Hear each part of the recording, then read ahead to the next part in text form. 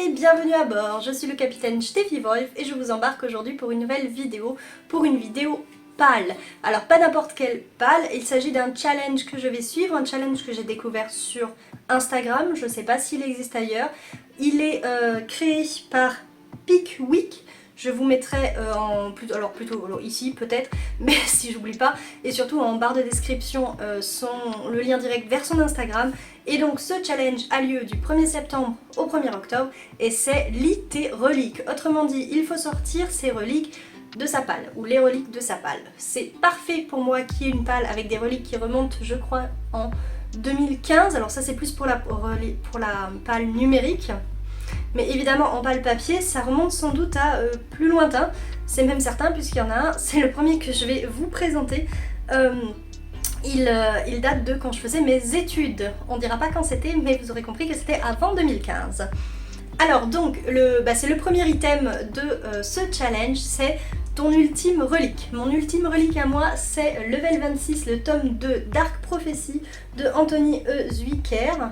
Donc c'est un... Alors ça fait assez longtemps que j'ai lu le tome 1. En fait c'est fait par le créateur des Experts, les Experts Miami, etc. Donc une série policière en vogue, qui était en tout cas en vogue à cette époque-là et qui est resté pas mal de temps. On dira pas quand c'était. Et donc sur le principe en fait vous avez donc forcément un tueur en série, puisque c'était un peu pour les experts ça, qui va être traqué par... des enquêteurs, ouais forcément. J'ai même pas relu la quatrième, mais je vous parle de ce dont je me souviens du premier tome. Et en fait ce qui m'avait plu dans ce livre, en fait ce qui m'avait attiré, alors pas dans celui-là mais dans celui que j'ai lu, c'est que vous avez des extraits, j'espère qu'ils sont encore disponibles, des extraits cinématographiques qui sont disponibles sur le net. Alors j'espère vraiment qu'ils sont encore disponibles, sinon je suis un peu dans le... Enfin voilà. Mais bon. Donc voilà pour la quatrième, je crois qu'on voit sa tête, je sais pas si ça sera bien cadré, mais bref, voilà. Donc il est écrit Anthony Zuiker est le créateur, scénariste et producteur des Experts, la série la plus regardée dans le monde. Son premier thriller, Level 26, a conquis près d'1 million de lecteurs. Et c'est vrai que c'était, encore une fois, c'est une histoire de format, je vous parlais, je crois, si la vidéo est déjà postée, du format audio. Là c'était un format sympathique aussi, qui peut attirer également des lecteurs qui n'aiment pas trop lire, mais qui, voilà, lier la lecture et le cinéma, ça peut être sympa. Donc, et puis c'est un thriller, ça fait assez longtemps que j'ai pas... C'est un thriller sombre, ça fait assez longtemps que j'en ai pas lu, j'en lis très très rarement. Les seuls thrillers souvent que je lis sont ceux de Christine Casuso, ils sont plutôt courts et ils sont pas aussi sombre, même s'il y a un peu des trucs dérangeants. Mais celui-ci, je me souviens que le premier tome était vraiment très sombre. Donc j'ai hâte de découvrir cette suite, même si je me souviens absolument pas du premier tome. Et surtout, je suis très curieuse de savoir si les séquences cinématographiques seront encore disponibles. Alors, le deuxième item, c'était ta plus belle relique. Alors, j'ai ici et là de magnifiques livres, on est d'accord. Seulement ce ne sont pas des reliques, je les ai achetés cette année. Donc voilà, c'est pas des reliques du tout. En revanche, il y en a un que j'ai acheté en plein coronavirus parce que il y a des personnes qui aiment bien la lecture, qui s'étaient réunies et qui avaient... Désolée, c'était un cheveu. Et qui avaient... organisé un salon du livre virtuel qui s'appelait Virtualivre. Je sais plus exactement quand était la première édition, toutefois je peux vous dire que moi je m'étais procuré Anima. Ah mais attendez, peut-être qu'il y a la date. 2020. Tout plus, ça va, ça fait que 3 ans. Mais bon, de toute façon quand on parle de coronavirus, forcément, voilà. Donc Anima, le règne du souffle de Béatrice Florin. Alors c'est clairement le plus beau, la plus belle relique de ma palle. Comme disait l'autrice, il a un toucher peau de pêche et c'est clairement pas mentir. C'est une grosse pavasse mais c'est écrit de manière assez aérée, donc j'espère pouvoir en venir à bout assez rapidement parce que il y a quand même, je crois, 8 items dans ce challenge. Je pense pas tous les lire, mais celui-ci j'aimerais bien le lire parce que ça fait, je crois que c'est la deuxième fois que je le mets dans ma palle, donc j'aimerais bien cette fois, dans une pile à lire saisonnière ou mensuelle ou peu importe, donc j'aimerais bien l'en sortir. Je sais plus du tout de quoi ça parle. Je crois que je l'ai acheté plus pour l'objet livre et le fait que j'avais rencontré virtuellement cette autrice qui aujourd'hui s'est beaucoup développée. Elle se présentait au début comme comme pirate littéraire. Effectivement, elle était déguisée en pirate, donc forcément moi ça me parlait. À l'époque je n'avais encore écrit que Le Trésor du Peuple des Brumes, donc ça parlait piraterie, donc forcément ça m'attirait. Aujourd'hui elle fait partie d'une espèce de troupe qui est la Taverne Maudite et qu'on retrouve dans plein de festivals. Donc son entreprise a vraiment bien grandi. Je sais qu'au début elle travaillait uniquement avec son mari qui s'occupait de tout ce qui était envoi du livre, etc. Sachant qu'être autrice c'est déjà pas mal, hein. Donc voilà, et donc ils ont développé leur truc et maintenant on les retrouve sur plein de festivals. Je l'ai rencontré sans m'être souvenu que j'avais ce bouquin là, je crois. Et bref, il faut que je le découvre maintenant, enfin il faut pas, mais j'aimerais bien le découvrir du coup en septembre. Le troisième item, c'est un livre qui va te faire voyager.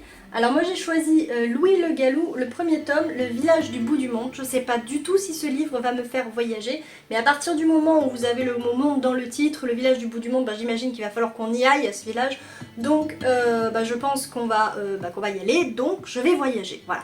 Parce que, encore une fois, hein, pour tous les livres que je vais vous présenter, je n'ai pas lu ou relu, ou en tout cas je ne vous parlerai pas de la 4e de couverture, non pas par flemme, mais parce que ce sont des reliques de la palle et il faut d'abord que je les lise parce que ce sont des reliques, pas parce que l'histoire me plaît ou pas. Hein, d'ailleurs, pour les items suivants ou le livre qui vous plaît le plus, en fait c'est la couverture. Hein, voilà. Bref, revenons à celui-ci, Louis Le Gallou, de Jean-Luc Marcastel. Je l'avais eu à un salon avec une superbe dédicace. Que je vous montrerai pas. En fait je voulais voir si j'avais la date, mais j'ai pas la date.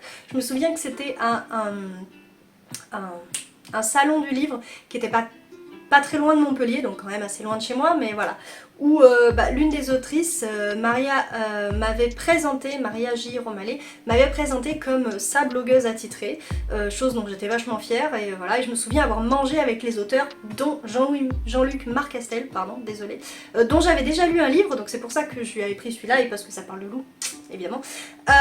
Donc voilà, donc j'ai très envie de découvrir ce livre, ça fait un petit moment qu'il est dans ma pile à lire, il fait un peu jeunesse, etc. Donc c'est peut-être pour ça que je l'ai laissé dans ma palle, alors que clairement au moment où je l'ai acheté j'avais envie de le lire, alors que j'étais quand même plus très jeune, hein. Enfin je travaillais déjà, je veux dire, j'étais jeune bien sûr, mais j'étais pas, voilà, pas le premier public visé par les jeunesses. Bref, donc Louis Le Gallou, le premier tome, Le Village du bout du monde, de Jean-Luc Marcastel. On verra si j'arrive à le découvrir ce mois-ci.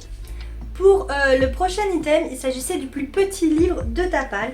Et alors à la base, je m'étais dit, je vais lire Massalia Steam System de Flora del Sol et de Siae. Donc voilà, sauf qu'en fait, que j'ai depuis un moment, je vais regarder si j'ai la date. 2019. Sauf qu'en fait, il m'est arrivé quelque chose, c'est-à-dire que ces deux autrices, je les avais rencontrées là, sont vraiment, voilà. On avait discuté parce que je trouvais sympa l'idée d'écrire un livre à 4 mains. Je voulais savoir comment on faisait, patati patata, enfin je suis toujours fascinée par ça. Et j'ai bien sympathisé avec l'une comme avec l'autre. Et Siae m'a proposé de lire... et de chroniquer son livre, le dernier qu'elle vient de publier, qui est Reflet Celtique, donc aux éditions Les Filles de Gyptis. Bon là c'était ça aussi, mais je crois qu'elles ont fait une nouvelle édition. Bref, je range celui-là parce que du coup c'est pas celui-là que je vais lire. Donc voilà, Reflet Celtique, qui m'a beaucoup plu dans son résumé, mais comme je vous ai dit, on ne parle pas des résumés. Donc Siae m'a contacté pour me demander si j'acceptais de le lire pour le chroniquer. J'ai dit évidemment, hein, puisque j'avais déjà un livre à elle dans ma pile à lire, mais que ça traîne à le lire. C'est clairement un tout petit livre, voilà. Je vais le lire, je pense que ce sera ma première lecture de septembre. Et puis... cette couverture me rappelle quand même un petit peu la Provence, hein, j'en dirai pas plus. Et voilà, donc j'ai très hâte de découvrir ce roman et de vous le faire découvrir également. Ensuite, on va passer au premier e-book. Alors, il y a... alors je regarde parce qu'en fait je me suis trompée, donc j'ai mis des flèches partout. Restons concentrés. Donc la relique, celle qui me fait le plus envie. Et donc là j'ai regardé les reliques de ma palle. Et il s'agit de Rune, le tome 1 d'Edna Walters, ou Walters, sans doute qu'on dit plus Walter, je sais pas. Donc ce qui m'a fait le plus envie là-dedans, clairement, c'est la couverture. Voilà, on va pas se mentir, puisque comme je vous l'ai dit, je ne voulais pas m'attacher au résumé pour cette pile à lire. Je voulais seulement extraire les reliques de ma palle d'une manière ou d'une autre. Voilà, donc celle qui m'a tapé dans l'œil... J'ai essayé dans mes livres papier, mais voilà, après c'était des livres qui étaient beaucoup trop récents, j'appelle plus ça des reliques. Alors bien sûr, sauf pour le livre de Ciel, là, voilà. Mais de toute façon, j'avais prévu de lire un de ces livres, donc bah finalement on retombe sur nos pattes. Mais donc, celle qui m'a le plus plu, c'est Rune. Juste pour en parler, évidemment, il s'agit de... Évidemment, non pas évidemment, mais dans mes souvenirs, il s'agit de mythologie nordique et bien sûr, ça me plaît. La mythologie celtique dont on parlait tout à l'heure est un petit peu liée à la mythologie nordique également. Donc voilà, ce sont des choses qui me plaisent et j'ai hâte de découvrir ce roman. Alors ensuite, c'était l'item d'après, c'est continuer ou finir une saga. Alors moi, je vais continuer une saga que j'ai commencée il y a plus de 10 ans, hein. Et c'est Délivre-nous du mal, alors ça c'est le tome 2 de Virginia Chili à Feu les éditions du Ried, c'était quoi? Je crois que c'était les éditions du Ried, c'est EDR, mais du Riez, pardon, du Riez, désolé. Donc il me semble que cette maison d'édition n'existe plus et ce depuis plusieurs années, mais voilà, le tome 1... Je me souviens qu'il m'avait plu, mais voilà, sans plus. J'avais acheté la trilogie, hein, donc j'en suis qu'au tome 2, vous voyez, ça m'est pas... voilà. Parce qu'en fait, les éditions du Riez donc essayaient de se relever de la crise, chose qu'elles n'ont pas réussi, oui, parce que la crise du livre existe pas seulement depuis le Covid, hein, c'est depuis toujours que... enfin, depuis toujours... Depuis longtemps quand même que on achète de moins en moins de livres, que les petites maisons d'édition essaient de naître et puis finalement finissent par mourir.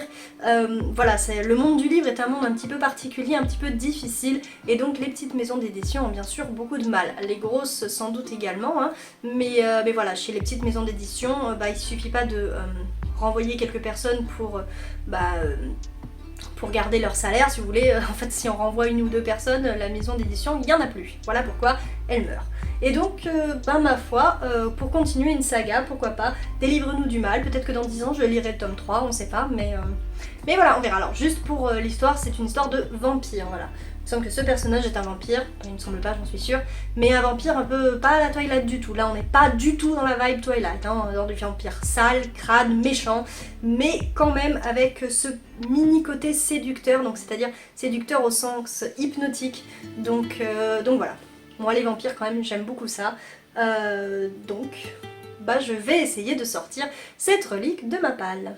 Ensuite, l'avant-dernier item, c'est un livre qui vous a été offert. Alors autant vous dire que sur ma Kindle il y en a 0, hein, puisque voilà, c'est moi qui les achète, et que ici, il y en a qu'un. Et c'est pas du tout une relique puisqu'il m'a été offert cette année.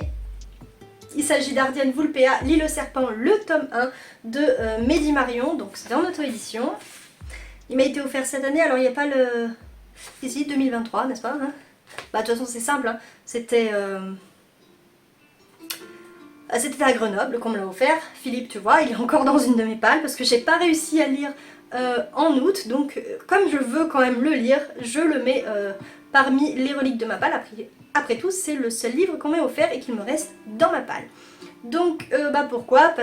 Pourquoi je le mets et pourquoi il m'a été offert et pourquoi j'ai envie de le lire depuis le mois précédent? Parce qu'il parle de piraterie et que vous le savez ou pas, j'ai écrit le premier jet de la suite du Trésor du Peuple des Brumes, autrement dit un livre de piraterie. Donc on va lire Ardiane Vulpea, le premier tome en septembre, ou du moins on espère. Le dernier item c'était un poche, un e-book ou un auto-édité.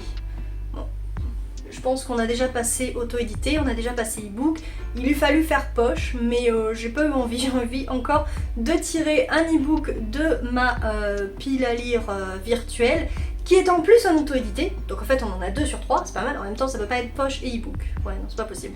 Et donc il s'agit de Meg, le premier tome des Chiennes d'Hadès de Émilie Chevalier. Je l'avais pris tout simplement parce qu'il était gratuit, voilà. C'est le premier tome d'une trilogie et c'est souvent comme ça que font les auteurs, autrices, maisons d'édition ou pas. Quand un nouveau tome sort ou que vous finissez une trilogie par exemple, il n'est pas rare de voir le premier tome à tout petit prix, voire gratuit. Et c'était le cas de Meg, Chienne d'Hadès. C'est de l'urban fantasy et vraiment ça me plaisait sur le moment, ça me plaît toujours. Donc j'ai très envie de découvrir cette histoire. Voilà. Voilà, c'est tout pour cette vidéo. Si elle vous a plu, n'hésitez pas à lui mettre un petit pouce vers le haut. Si l'un de ces livres vous intéresse, que vous l'avez lu ou que le challenge en lui-même vous intéresse, n'hésitez pas à me le dire en commentaire. Si ce n'est pas déjà fait, je vous invite à aller visiter mon livre, bien sûr, oui, bah oui, allez visiter mes livres, hein, ça fait pas de soucis, mais également mon site sur lequel vous allez retrouver ces livres, steffiwolf.fr. Et si vous n'êtes pas encore abonné à cette vidéo, n'hésitez pas à vous abonner. Ça fait beaucoup de n'hésitez pas, je crois, mais enfin bref, je vous laisse, je vous souhaite une excellente navigation sur YouTube et je vous dis à bientôt pour une prochaine vidéo. Tchussy!